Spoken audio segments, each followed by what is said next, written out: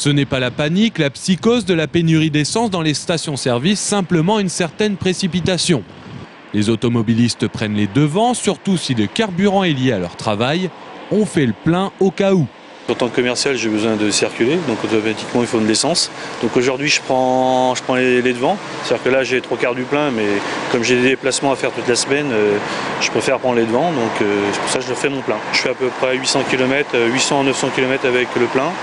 Donc j'ai un rayon d'action de la semaine, à peu près je fais 500 km semaine, donc il me faut, ou plus, donc il me faut préparer à ça. Jour de reprise des négociations au siège parisien de Total, jour de chargement des cuves de carburant dans l'agglomération tourangelle. 6 raffineries sont au point mort en France, dont celles qui fournissent les dépôts de Saint-Pierre-des-Corps. En temps normal, il y a des réserves pour 1 mois. C'est les raffineries qui sont en grève simplement, mais les dépôts pétroliers, eux, ils ont encore du stockage et on peut tenir au moins 8 jours facilement.